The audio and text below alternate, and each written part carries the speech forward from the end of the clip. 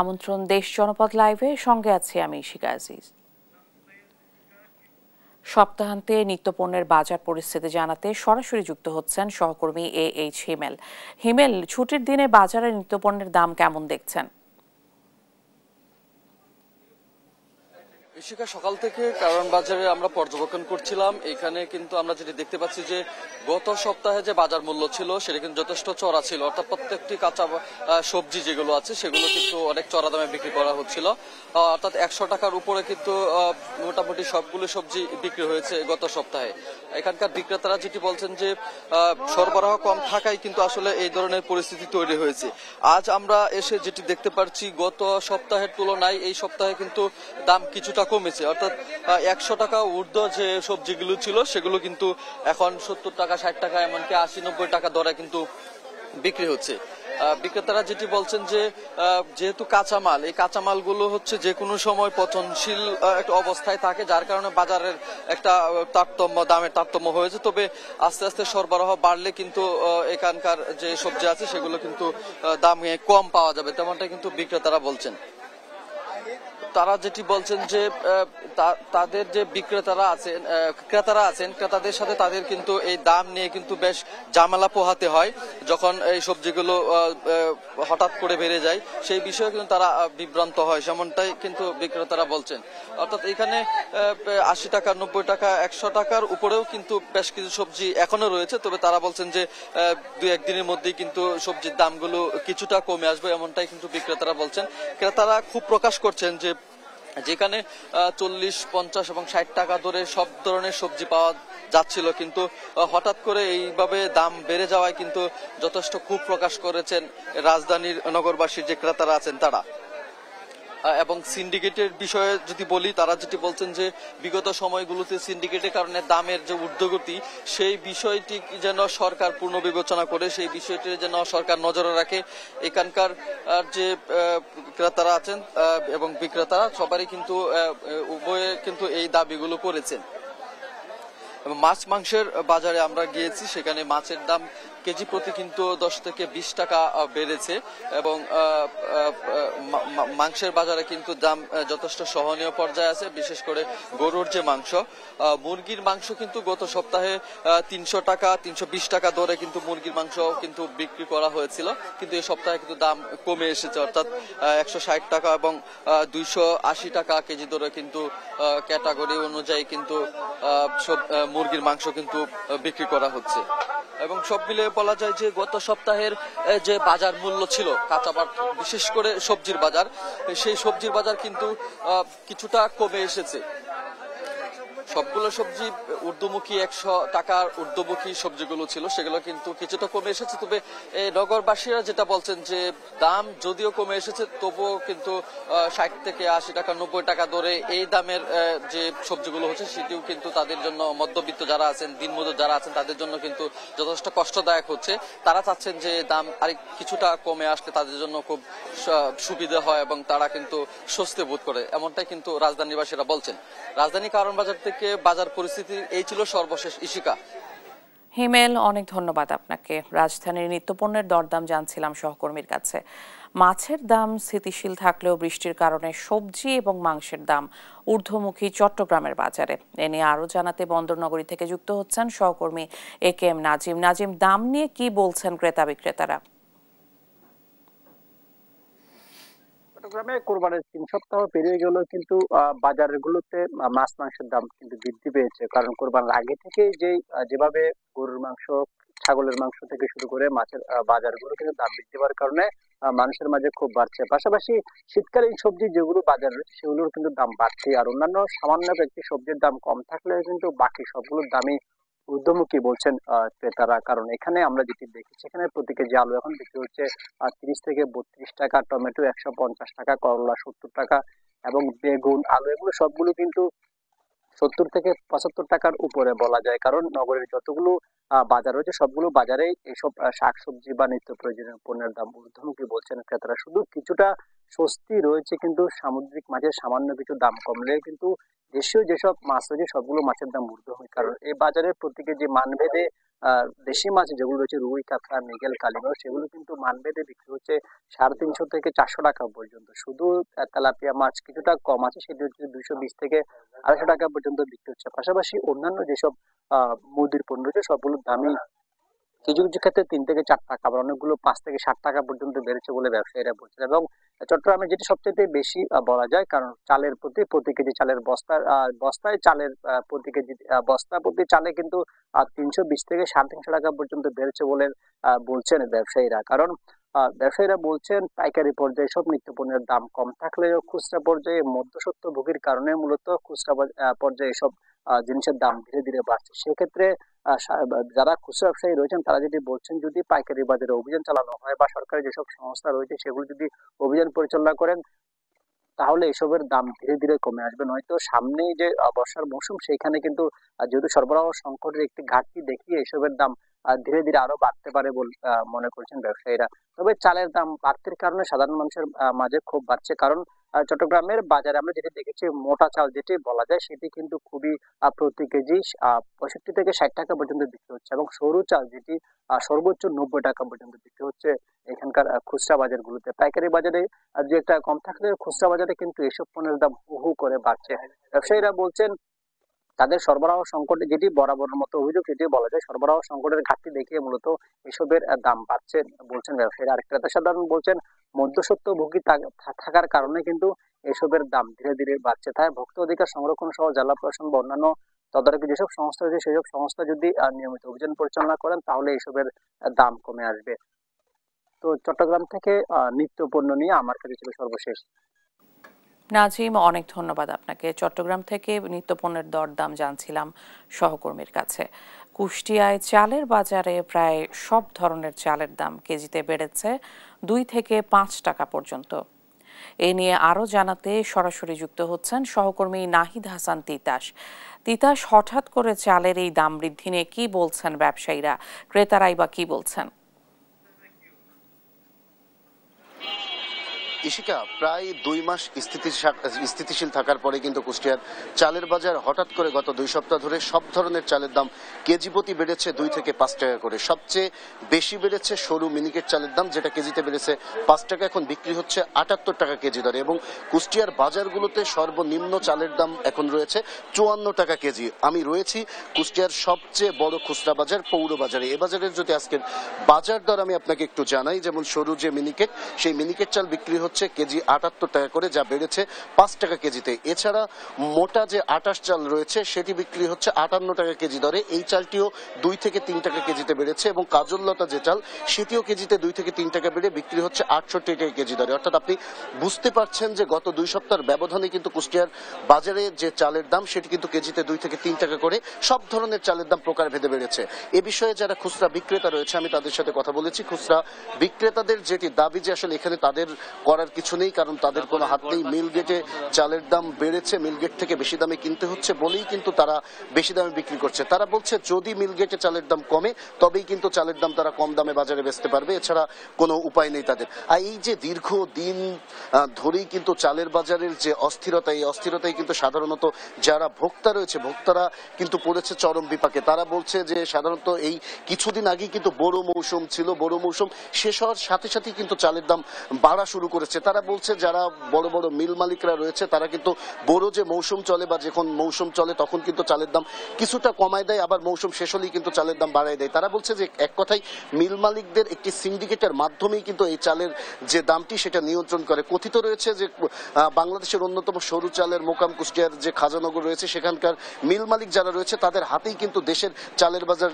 নিয়ন্ত্রিত হয়। অর্থাৎ আমরা বলতে পারি যে কুষ্টিয়ার যারা বড় বড় মিল মালিক তাদের হাতেই বর্তমানে চালের বাজারটি নিয়ন্ত্রিত হচ্ছে। আর এদিকে আমি এই চালের দাম বৃদ্ধির কারণ হিসেবে বড় বড় যারা কুষ্টিয়ার খাজানগরের মিল মালিক রয়েছে আমি তাদের সাথে কথা বলেছি। এই মিল মালিকদের কিন্তু বরাবরের মতো একই অজুহাত। তারা বলছে যে আসলে ধানের দাম বৃদ্ধি পেয়েছে, যার কারণে কিন্তু উৎপাদন ব্যয় বেড়েছে, যার কারণেই কিন্তু চালের দাম তাদের বৃদ্ধি করতে হয়েছে। তবে আমরা একটা জিনিস দেখেছি, তারা কিছু কিছু মিল মালিক কিন্তু অজুহাত দেখাচ্ছে ধানের সংকটে, কিন্তু আমরা জানি বড় মৌসুম কিছুদিন আগেই শেষ হয়েছে এবং এই বড় মৌসুম শেষ হওয়ার পরে পরে কিন্তু কৃষকরা ধান বিক্রি করে দিয়েছেন এবং পর্যাপ্ত ধান কিন্তু মিলগুলোতে রয়েছে। এখন ধানের সংকট হওয়ার কোনো সুযোগ নেই। তারপরেও এই যে চালের বাজারের যে অস্থিরতা, এর জন্য সাধারণ যারা ভোক্তা রয়েছে তারা কিন্তু এক কথায় মিল মালিকদের সিন্ডিকেটকে দুষছেন। এ বিষয়ে আমি যারা বাজার মনিটরিং এর সাথে জড়িত আছে আমি তাদের সাথে কথা বলছি। বাজার মনিটরিং এর দাবি যে তারা নিয়মিত বাজার তদারকি করছে এবং মিলগুলোতে তদারকি করছে, অযৌক্তিকভাবে যদি কেউ চালের দাম বৃদ্ধি করে তাদের বিরুদ্ধে ব্যবস্থা নেবেন। এই ছিল কুষ্টিয়ার চালের বাজার থেকে আমার কাছে সর্বশেষ খবর। ইশিকা। তিতাস, অনেক ধন্যবাদ আপনাকে। চালের ঊর্ধ্বগতির বাজার নিয়ে বিস্তারিত জানছিলাম সহকর্মীর কাছে। 15তম সামাজিক ব্যবসা দিবস উপলক্ষে আশুলিয়ার জিরাবতে অবস্থিত সামাজিক কনভেনশন সেন্টারে আয়োজিত অনুষ্ঠানে বক্তব্য রাখছেন প্রধান উপদেষ্টা ডক্টর মোহাম্মদ ইউনূস। সরাসরি চলে যাচ্ছি সেখানে।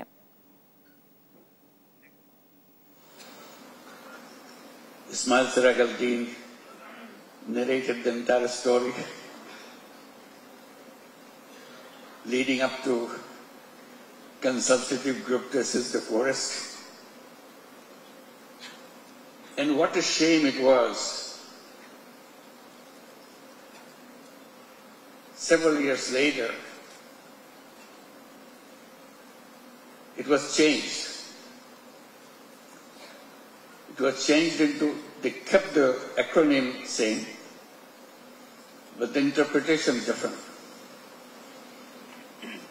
It was supposed to be, it was originally designed as consultative group to assist the forest.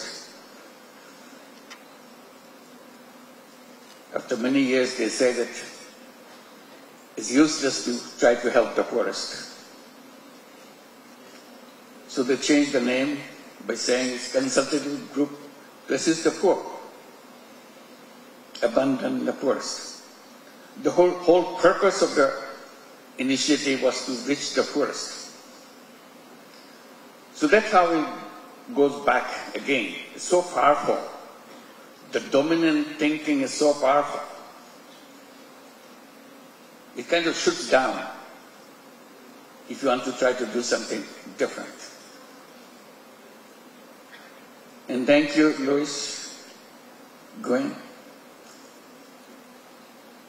that your remarks reverberated to all the peoples attending here. And your support during this uprising on behalf of the United Nations inspired every single Bangladeshi in the country. Let's give a big applause to Gwen.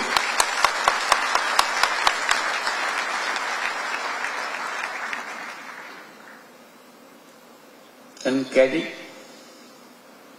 you reminded us the entire sports area that we have been talking about. দেশের বিভিন্ন স্থানে সনাতন ধর্মাবলম্বীদের অন্যতম ধর্মীয় অনুষ্ঠান শ্রী শ্রী জগন্নাথ দেবের রথযাত্রা উৎসব শুরু হচ্ছে আজ বিকেলে।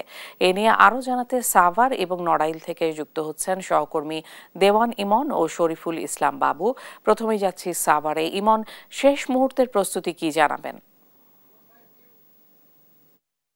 ইশিকা, আপনাকে ধন্যবাদ। আজকে কিন্তু এই যে ধামরে যে 400 বছরের পুরনো ঐতিহ্যবাহী যে শ্রী শ্রী যশোমাধবের যে রথ, সেই রথটি কিন্তু আজকে বিকেল 5টা নাগাদ কিন্তু এই উৎসবের কিন্তু উদ্বোধন হবে এবং আজকে উদ্বোধনে করবেন সেটি স্বরাষ্ট্র উপদেষ্টা কিন্তু উদ্বোধন করার কথা রয়েছে এবং সে উপলক্ষে আজকে দেখছি যে সকাল থেকে কিন্তু যেহেতু আজকে এই রথ উৎসবের দিন, তাই কিন্তু যারা ভক্ত অনুরাগী রয়েছেন তারা কিন্তু আমরা সকাল থেকে দেখছি যে এই যে ধামরে যে রথটি রয়েছে যশোমাধবের, সেখানে কিন্তু তারা আসছেন এবং এখানে কিন্তু তারা যে পূজা অর্চনা সেটি কিন্তু তারা নিয়োজিত রয়েছেন।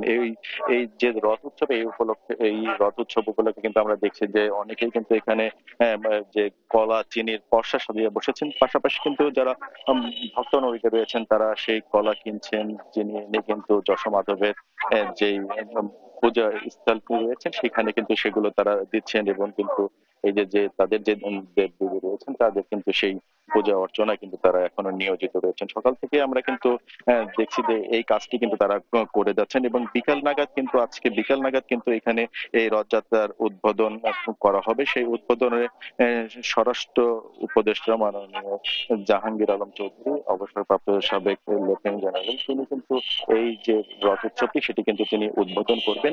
এই উপলক্ষে কিন্তু আমরা দেখতে পাচ্ছি যেখানে আইন শৃঙ্খলারও কিন্তু ব্যাপকভাবে প্রস্তুতি নেওয়া হয়েছে যেন কোনো ধরনের কোনো বিশৃঙ্খলা যেন না ঘটে। আমরা দেখতে পাচ্ছি যে সেনাবাহিনীর সদস্য যারা রয়েছেন তারা কিন্তু এখানে এই মুহূর্তে কিন্তু যেই ধামরে যে রথটি রয়েছে সেই রথে কিন্তু তারা রথের সামনে কিন্তু তারা নিয়োজিত রয়েছেন এবং কমিটির যারা রথের উৎসব যে কমিটি, সেই কমিটির যারা দায়িত্বে রয়েছেন তাদের সাথে কিন্তু তারা কথা বলছেন।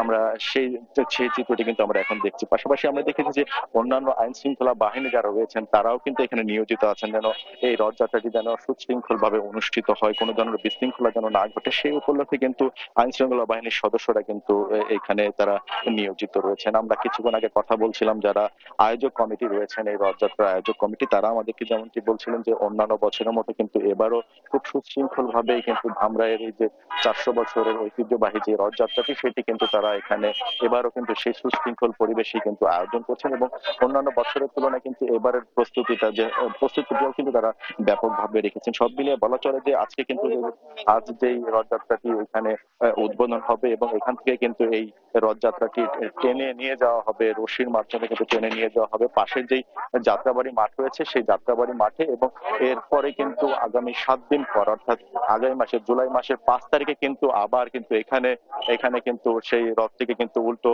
রথটানের মাধ্যমে কিন্তু নিয়ে আসা হবে। তো এই ছিল আমার কাছে ধামরাইয়ের রথযাত্রার সর্বশেষ পরিস্থিতির খবর। এই বিষয়ে নড়ালে চলে যাবো, সেখানে রয়েছেন সহকর্মী শফিকুল জানাবেন সেখানকার রথযাত্রার সর্বশেষ পরিস্থিতির খবর।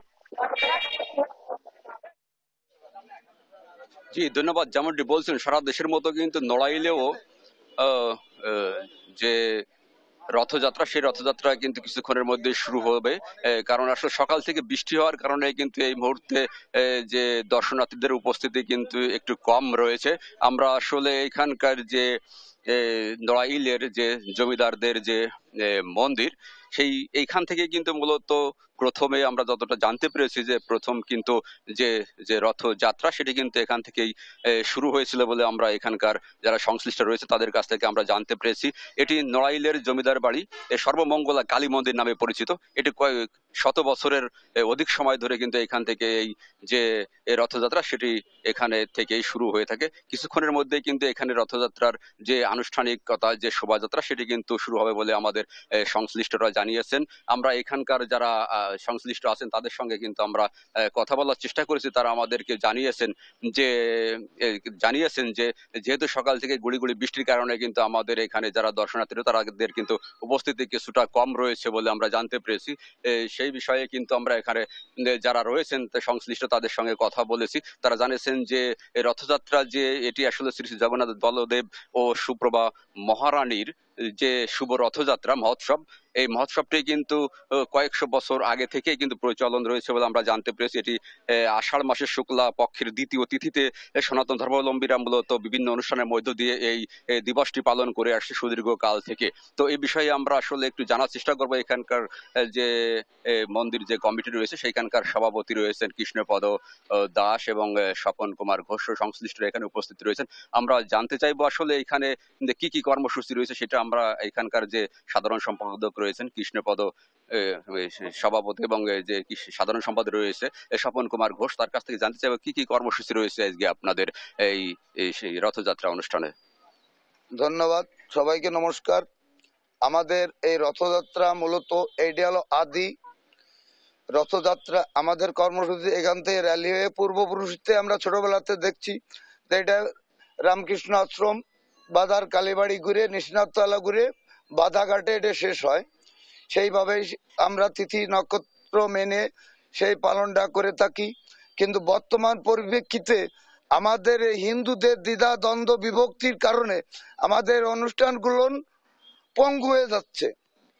এই যে বাবুদের এক একজনের এক এক মত, রামকৃষ্ণ পরমহংস দেবের হচ্ছে বাণী যত মত তত পথ। এই আমাদের হিন্দুদের যত মত তত পথের জন্য আমাদের এই অনুষ্ঠানগুলো বর্তমানে সুষ্ঠুভাবে করা সম্ভব হচ্ছে না। কারণ বিভিন্ন লোকের বিভিন্ন মত। আমরা ছোটবেলায় দেখছি এই সর্বমঙ্গলার্থের রথ টান হইছে, জমিদারদের রথ, সে রথেরও কোনো অস্তিত্ব নাই। পিতলের রথ ছিল ৬০-৭০ কেজি ওজন, আমরা ছোটবেলায় টানছি, সে রথের কোনো অস্তিত্ব নাই। কোথায় গেল? পিঁপড়ে খেয়ে ফেললো না উইটি খেয়ে ফেললো? ধন্যবাদ। আসলে যেমনটা শুনছিলেন, আসলে যে এখানকার যে পুরাতন যে আদি যে রথ ছিল সেই রথ সম্পর্কে কিন্তু উনি জানাচ্ছিলেন। আসলে এই মন্দির সম্পর্কে আমরা আসলে যেভাবে জানতে চাচ্ছিলাম যে এই রথ সম্পর্কে, তো নড়াইলের যে রথযাত্রা তো কিছুক্ষণের মধ্যেই শুরু হবে বলে আমরা জানতে পেরেছি। তো এই ছিল নড়াইলের যে রথযাত্রার সর্বশেষ অবস্থা। কুমিল্লার বিভিন্ন উপজেলাগুলোতে বাড়ছে ডেঙ্গুর সংক্রমণ। জেলায় শুধুমাত্র দাউদকান্দি উপজেলাতেই ডেঙ্গু আক্রান্তের সংখ্যা সরকারি হিসেবে আক্রান্তের চেয়ে অন্তত ৫ গুণ বেশি। এ বিষয়ে আরও জানাতে সরাসরি যুক্ত হচ্ছেন সহকর্মী সুমন কবির। সুমন, হাসপাতালে ডেঙ্গু রোগীদের প্রয়োজনীয় চিকিৎসা সেবা মিলছে কিনা জানাবেন। শিখা, আপনাকে আমি একটা বিষয় জানিয়ে রাখি, কুমিল্লা জেলায় আসলে ডেঙ্গু নিয়ে যে তথ্য দিচ্ছে জেলা স্বাস্থ্য বিভাগ, এই বিষয়ে সকলের মাঝে একটা বিতর্কিত সৃষ্টি হয়েছে, সকলে সমালোচনা শুরু করেছে।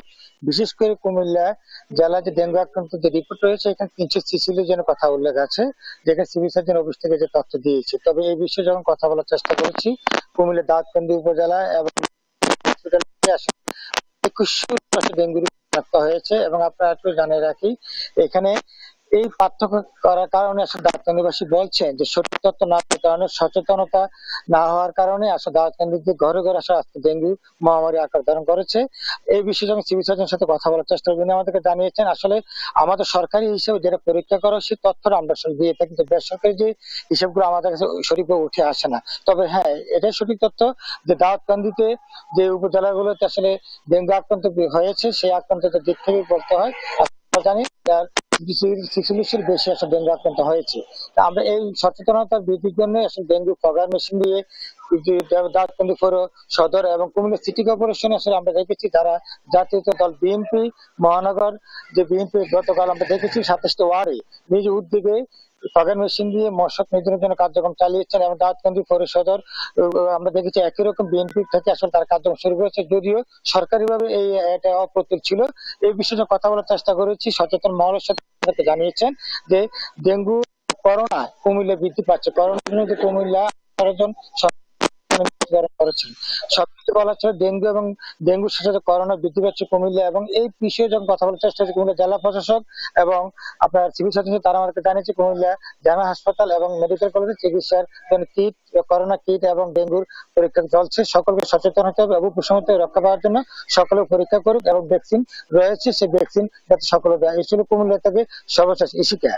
উজান থেকে নেমে আসা পাহাড়ি ঢল ও ভারী বৃষ্টিপাতের কারণে সিরাজগঞ্জ পয়েন্টে যমুনা নদীর পানি বেড়েই চলেছে। এক সপ্তাহ ধরে পানি অল্প বাড়লেও শেষ ২ দিনে দ্রুত গতিতে বৃদ্ধি পেয়েছে। এ বিষয়ে আরও জানাতে সরাসরি যুক্ত হচ্ছেন সহকর্মী শুভ কুমার ঘোষ। শুভ, কবে থেকে নদীর পানি কমতে পারে আর কি বলছে পানি উন্নয়ন বোর্ড, বিস্তারিত জানাবেন।